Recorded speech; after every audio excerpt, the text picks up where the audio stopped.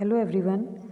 हम लोग अपने फ्रिक्शन चैप्टर को आगे कंटिन्यू कर रहे हैं। उस दिन मैंने थर्ड एग्जाम्पल तक आपको करवा दिया था। आज आपके आगे एग्जाम्पल्स जो है मैं कंटिन्यू कर रही हूँ। इसमें क्या है, आपको टू बॉडीज़ दी हैं। वेट 1 है W1, वेट 2 है W2।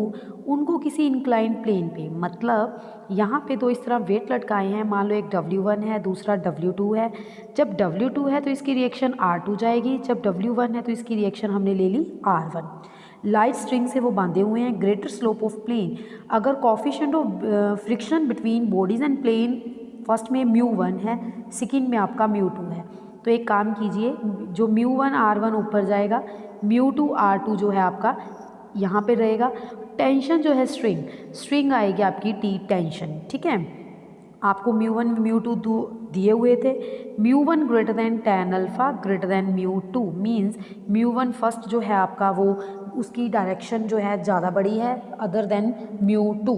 आपको बॉडीज़ को स्लिपिंग होने से बचाना है, तो वहाँ से आपको tan अल्फ़ा की वैल्यू ढूंढनी है।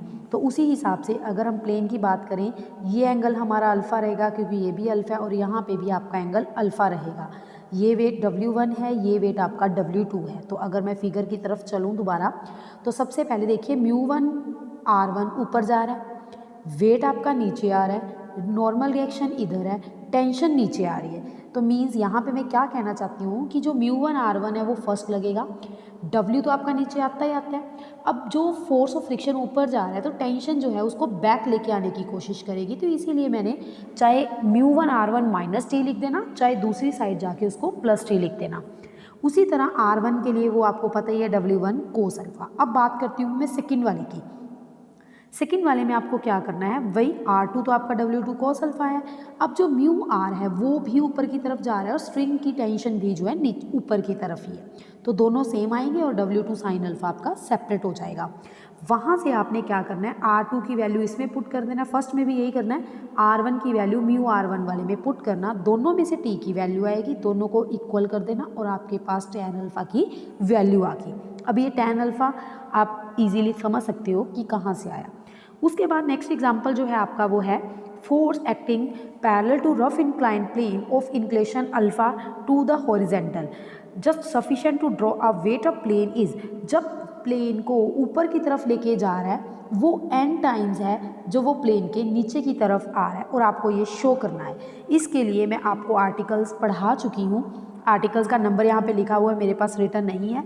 तो जब अप द प्लेन जाता था तो हमारा एंगल होता था फोर्स निकालने का W sine alpha plus lambda over cos alpha lambda, और जब बिलो द बॉडी है तो अब हमारे पास माइनस आता था। अब इन्होंने स्पेशली बोला हुआ है अप जाने का वो n टाइम्स है बिलो आने का, दोनों को इक्वेट किया। आपने क्या करना है, W से W कैंसिल, कोस लैम्डा से कोस लैम्डा कैंसिल, साइन वाले दोनों एक साइड ले जाओ, कॉम्पोनेंडो डिविडेंडो लगाओ और आपके पास आंसर रेडी है। कारण tan लैम्डा आया है, tan लैम्डा को हम लोग जो है म्यू लिख सकते हैं, ठीक है। उसके बाद नेक्स्ट जो एग्जाम्पल है वो क्या है, a weight can be just spot on a rough incline plane by force P acting along the plane. एक तो फोर्स P है जो उसी प्लेन के अलोंग लग रहा है, और एक Q फोर्स है वो हॉरिजेंटल लग रहा है। आपको वेट ये है ढूंढना। सबसे पहले आपके पास फिगर वही, यहाँ पे आपका वेट है W वेट, इसी के अलोंग फोर्स P लग रहा है, इस पे रिएक्शन R दी और एंगल जो है वो आपका आ गया अल्फा, और μr भी ऊपर की तरफ ही जाएगा। तो ध्यान से देखिए P और μr सेम डायरेक्शन में है तो P प्लस μr, और दूसरा आपको पता है W साइन अल्फा, R के लिए W कोस अल्फा। आप ये R की वैल्यू ऊपर वाले μr में पुट कीजिए। जब आपने पुट की तो आपके पास यहाँ तक आ गया, और म्यू आपको याद रखना है। इसमें वैसे तो हमें पहले एंगल tan लैम्डा दिया होता है, इसमें आपको म्यू tan फाई दिया हुआ है। आपने tan फाई पुट करना, tan को आप साइन बाई कोस लिख सकते हो, एलसीएम लेना, साइन ए कोस बी माइनस कोस ए साइन बी का फॉर्मूला बन गया और आपके पास ये आ गया। इसको रखो साइड पे। अब दूसरी बार आपको एक क्यू फोर्स था जो बोला था हॉरिजेंटली लाई कर रहा है, तो सेम चलेगा, बस आपने एक हॉरिजेंटल फोर्स क्यू एक्स्ट्रा लगा देना है। तो उस हिसाब से अब रिएक्शन आपकी जो है म्यू एस लगा देना प्लस क्यू कोस अल्फा, दूसरी तरफ आएगा W साइन अल्फा, और एस के लिए जैसे R था वहाँ पे क्या लगेगा आपका एस, W कोस अल्फा। अब दोनों में क्यू आएगा क्योंकि वो हॉरिजेंटली फोर्स बना रहा है। अब आप एक काम करो, पहले में से एस की वैल्यू निकाल के दूसरे में पुट करो, वहाँ से क्यू की वैल्यू आ गई। फिर यहाँ पे भी म्यू की जगह आपको tan फाई पुट करना है, आपके पास C आ गया। बात ये है P वाले में साइन आ रहा है, क्यू वाले में आपके पास tan आ रहा है। साइन और tan का कोई फॉर्मूला नहीं है, बट अगर tan को आप tan को आप कोट में चेंज कर दो और साइन को आप कोसिकेंड में चेंज कर दो, तो आपके पास एक फॉर्मूला होता है cosecant square minus cot square is equals to 1। उसमें जब आप पुट करोगे आपके पास W की वैल्यू आ जाएगी। आपकी ये 6.1 तो होगी कंप्लीट। इसके बाद नेक्स्ट टॉपिक है आपका 6.2 को ही कंटिन्यू कर रहे हैं। अब आपके पास रोड्स एंड लैडर्स की प्रॉब्लम्स हैं, मतलब रोड्स एंड लैडर्स पे बेस्ड क्वेश्चंस होंगे। फर्स्ट क्या है, a ladder who centre of gravity divides it into 2 portions of length a and b. मतलब आपके पास एक लैडर है, इसकी सेंटर ऑफ ग्रेविटी, देखिए ध्यान से, पहले पूरी स्टेटमेंट पढ़िए फिर बात करेंगे। Length a and b rest with one end on a rough horizontal floor. उसको एक तो फ्लोर पे रखा है, जब ये फ्लोर पे रखेगी इसकी रिएक्शन आर यहाँ पे आएगी। दूसरा एंड जो है रफ वर्टिकल वॉल पे रखा गया, वॉल से भी एक रिएक्शन आएगी। ठीक है, जब इसको वॉल से रखा एक रिएक्शन यहाँ से आएगी। अब जो ये है सेंटर, मान लो इधर से एक रिएक्शन जाएगी, इधर से एक रिएक्शन जाएगी, तीसरा वेट इसको कट करेगा, तो इसी को सेंटर ऑफ ग्रेविटी बोलते हैं। ये इसको 2 पार्ट्स में कट कर रही है, एक ए और दूसरा बी। और अपने को ये बोला हुआ है कि म्यू एंड म्यू डैश जो है उनके एंगल ऑफ फ्रिक्शंस है, कोफिशिएंट ऑफ फ्रिक्शन है। आपको इक्विलिब्रियम लिमिटिंग पोजीशन ये ढूंढनी है। तो ध्यान से देखिए, यहाँ रिएक्शन आर है तो यहाँ रिएक्शन आपकी एस। अगर इधर है तो म्यू आर आएगा, इधर है तो म्यू डैश। अब मैं यहाँ पे बात करती हूँ, आपके पास ये रिएक्शन के साथ लैम्डा एंगल बना रहा है, ये लैम्डा बना रहा है, तो इस हिसाब से ये एंगल भी आपका क्या रहेगा, लैम्डा। ठीक है, अब मैं बात करूँ, ये लैम्डा है, ये लैम्डा है। आपके पास फिगर को ध्यान से देखिएगा, यहाँ पे जो अपने को एंगल दिया हुआ है, जो राइट एंगल दी हुई थी लैडर के साथ, ये एंगल थीटा बना रही थी, तो ऊपर वाला 90 माइनस थीटा हो जाएगा। ये लैम्डा है, इस हिसाब से ये वाला एंगल भी ऊपर बी के साथ जो एंगल वो भी लैम्डा आएगा। एक लैम्डा आएगा, इधर वाला जो है वो आपका लैम्डा डैश बनेगा, क्योंकि दोनों रोड्स के साथ जो एंगल्स है, एक लैम्डा लेना है और दूसरा आपको क्या लेना है, लैम्डा डैश। हो सकता है यहाँ पे गलत लिखा हो, मुझे मिस प्रिंट दिखाई दे रहा है। तो अब आपके पास जब इस तरह से ट्रायंगल बनती है, इसको सेंटर ऑफ ग्रेविटी है, ये ए पार्ट है, ये बी पार्ट है, ये लैम्डा है, ये 90 माइनस लैम्डा डैश रहेगा, इस बात का ध्यान रखिएगा, यहाँ पे गलती की हुई है। तो और जो ये एंगल है वो आपके पास 90 माइनस थीटा है। तो ये 5th चैप्टर का टॉपिक है कि a plus b cot of 90 minus theta is equals to a cot lambda, b cot 90 minus lambda dash. ये आपकी लैम्बिस MN थ्योरम है ट्रायंगल के हिसाब से। तो आपने इसको सेट किया और tan थीटा की आपके पास वैल्यू आ गई। ठीक है, फिर है यूनिफॉर्म लैडर जिसका वेट W है, incline to horizon at 45 degree. मान लो ये लैडर है जो कि 45 डिग्री एंगल बना रही है, rest with its upper extremity against A rough vertical wall, और ऊपर वाला एंड जो है इसका वॉल के साथ है, लोअर जो है ग्राउंड के साथ है। Least horizontal force which will move the lower and towards the wall is greater than this. अब आपको ये ढूंढना है कि इस पे हम लोग कौन सा फोर्स लगाएं कि लोअर एंड वहीं पे रुका रहे। वो फोर्स इतना है, म्यू और म्यू डैश उसके कोएफिशिएंट ऑफ फ्रिक्शन है। तो आप बुक की तरफ ही चलिए, ध्यान से देखिए। रोड इन्होंने इस तरह लगा ली, मैंने दूसरी तरफ लगाई थी, कोई फ़र्क नहीं पड़ता। मान लो ये है, तो अब ये कॉर्नर फिसले नहीं, तो यहाँ पे एक फोर्स लगाएंगे, फोर्स इधर लगाएंगे तो फ्रिक्शन इधर आएगा म्यू आर, यहाँ से एक रिएक्शन एस जाएगी, यहाँ से आपकी नॉर्मल रिएक्शन आर जाएगी, और वेट जो है वो सेंटर में से जाता है। अब हमें ये पता है कि रोड अगर इधर की तरफ खिसकेगी तो ये कॉर्नर ऊपर वाला पार्ट नीचे की तरफ आएगा, तो हमने म्यू डैश एस की डायरेक्शन नीचे की तरफ लगानी है। अब आपके पास 3 चीज़ें आ चुकी हैं। सबसे पहले क्या है, फोर्स पी इधर जा रहा है, म्यू आर इधर जा रहा है, आर ऊपर जा रहा है, वेट नीचे जा रहा है। ठीक, म्यू डैश एस नीचे आ रहा है, एस इधर जा रहा है।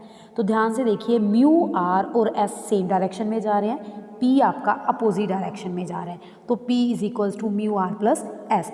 अब अपा वेट की बात करते हैं। देखो, म्यू डैश एस और डब्ल्यू सेम डायरेक्शन में जा रहे हैं, आर आपका ऊपर वाली डायरेक्शन में जा रहा है, तो R is equals to W plus mu dash S. अब आपने एक काम करना है, पहले में से एस की वैल्यू निकाल के दूसरे में पुट करो, या पहले में से आर की वैल्यू निकाल के दूसरे में पुट करो। आपके पास एस की वैल्यू ये आ गई। अब हमें मूवमेंट्स लेने हैं। मूवमेंट्स तो आपको सिखाए थे कि जो फोर्स ले रहे हो उसका perpendicular distance from that point. अब अगर मैं बात करूं ए पॉइंट से मूवमेंट्स लेने की, तो देखिए ए पे म्यू आर वाला भी 0 होगा, पी वाला भी 0 होगा, आर वाला भी, ये तीनों जो आपके कॉर्नर्स हैं 0। आपके पास 3 ही आएंगी। क्या? एक तो म्यू डैश एस, एक एस, एक डब्ल्यू। अगर अब मैं डब्ल्यू की बात करती हूँ, डब्ल्यू मान लो ये वेट है, ए से उसका ये डिस्टेंस ढूंढना है आपको, ये एंगल 45 है।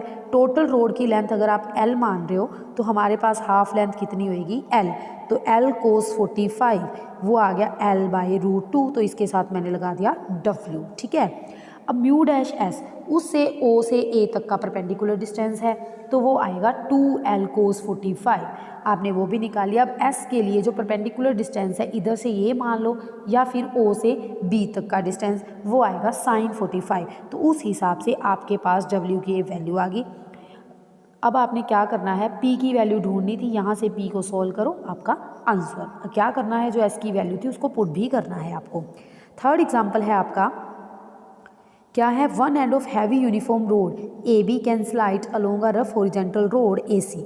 अब आपके पास एक रोड ए बी है, वो ए सी पे उसको रखा हुआ है ताकि वो स्लिप ना करे। अब सी से रिएक्शन एक तो बाहर की तरफ आएगी क्योंकि इसमें स्ट्रिंग है तो टेंशन है। एक नॉर्मल रिएक्शन आपकी आर इधर जाएगी, एक आर डैश इधर जाएगी।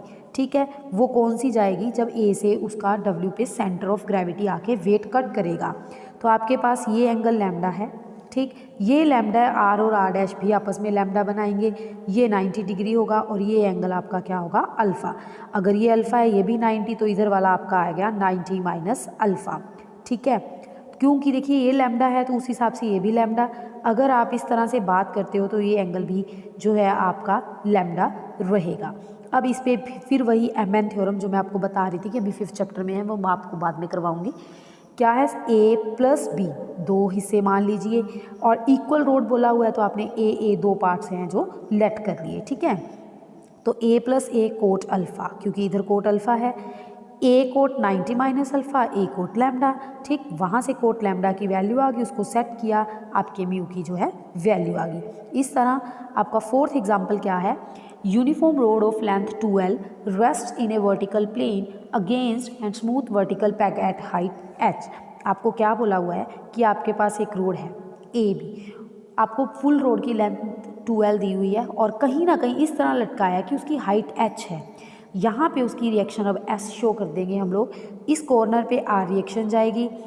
अब क्या है कि जो म्यू आर होगा वो उस तरफ जाएगा, उसका इस तरफ जाने का कारण क्योंकि ये रोड जैसे इधर को फिसलेगी, ये इसकी रिएक्शन को इधर खींचेगा। डब्ल्यू वेट आपने सेंटर में से लेना ही लेना है और हमने यहाँ पे ये कह दिया कि ये एंगल थीटा बना रही है, तो उस हिसाब से जो ये है वो इस तरह बैकवर्ड डायरेक्शन देगी और वहाँ से जो ये एंगल है आपका, देखिए ये थीटा है, ये 90 है, ये 90 माइनस थीटा। ये ज़रूरी नहीं है कि ये 90 माइनस थीटा हो क्योंकि ये अपोजिट डायरेक्शन है, ये 90 माइनस थीटा है, ये थीटा रहेगा। उस हिसाब से आप लोग ये पूरा एंगल आप लोग निकाल सकते हो। ठीक है, तो उससे पहले आपको रिएक्शंस देखनी है, ध्यान से देखिए। म्यू आर आपका बाहर की तरफ जा रहा है, एस जो है बैकवर्ड डायरेक्शन देगा, तो एस कोस थीटा। ठीक, कोस थीटा है वो डब्ल्यू के इक्वल और एस साइन थीटा है जो वो म्यू आर। यहाँ पे आपने म्यू आर कर लेना है, आपकी कोई गलती है, यहाँ पे मिसप्रिंट है म्यू आर, तो वहाँ से एस की वैल्यू आ गई mu R by sine theta plus mu cos theta. ठीक, अब हमें मूवमेंट्स लेने हैं। मूवमेंट्स लेने के लिए वही पॉइंट ए से, अगर मैं पॉइंट ए से लेती हूँ, एक तो आर वाला 0 हो जाएगा, एक म्यू आर वाला 0 हो जाएगा, दो ही आएंगे आपके पास, कौन से? एक तो डब्ल्यू वाले और एक एस वाले। तो डब्ल्यू के लिए उसका परपेंडिकुलर कौन होगा? ए से ये वाला डिस्टेंस जिस पे ये लग रहा है, इतना डिस्टेंस। इसके लिए जब एंगल थीटा है तो आपके पास आ गया, रोड की लेंथ आपने 2l गिवन है, तो हाफ से क्या हो जाएगी? l cos theta. अब बात करते हैं एस की। जब एस से रिएक्शन है, इसका परपेंडिकुलर ये होगा, तो उस हिसाब से ये एंगल आपके पास थीटा है, तो आप ट्रायंगल वाले हिसाब से लिखोगे एच कोसिकेंट थीटा हो जाएगा। कोसिकेंट आने का कारण ये है क्योंकि आपको हाइपोटेन्यूस चाहिए, ये वाला एंगल जो है 90 डिग्री पे है, आपको इसकी वैल्यू चाहिए, तो एंगल थीटा है और आपको परपेंडिकुलर ढूंढना है, तो उस हिसाब से कोसिकेंट बनेगा। फिर वही काम, एस की वैल्यू लिख लेना, एस की वैल्यू लिखने पर आपके पास जो है म्यू की वैल्यू आ जाएगी क्योंकि पुट करोगे और आपके पास आंसर। नेक्स्ट एग्जाम्पल क्या दिया हुआ आपको? यूनिफॉर्म रोड को वर्टिकल प्लेन में हेमिस्फीयर के अंदर रखा। ये मान लो आपके पास हेमिस्फीयर है, इसके अंदर एक रोड ए बी रखी। ठीक, सेंटर पे इसकी रिएक्शन आर और इधर एस है, हमने ये मान लिया कि सेंटर पे तो इस तरह जाएगा। अब एक R1 रिएक्शन, एक S1 रिएक्शन और सेंटर ऑफ ग्रेविटी आपकी बाहर आएगी और हमें ये देखिए रेडियस और ये भी रेडियस जो लेंथ है ना रोड की वो भी आपको रेडियस के इक्वल दी हुई है, तो इसीलिए ईच एंगल आपके 60 60 60 इक्विलेटरल ट्रायंगल आपके बन रही है। इक्विलेटरल ट्रायंगल बनने के बाद हमने यहाँ पे मान लिया कि ये जो एंगल है वो लैम्डा बना रही है, तो उस हिसाब से आपके एंगल्स चेंज होंगे। क्या चेंज होंगे वो आपको बता रही हूँ। देखिए एक तरफ 60 माइनस लैम्डा आएगा, एक तरफ 60 प्लस लैम्डा। इसके लिए दोबारा वापस फिगर की तरफ चलती हूँ, बताती हूँ। देखिए ये पूरा एंगल 60 है, ठीक। अगर ये छोटा ऊपर बी वाला एंगल लैम्डा है तो अंदर कितना रह जाएगा 60 माइनस लैम्डा।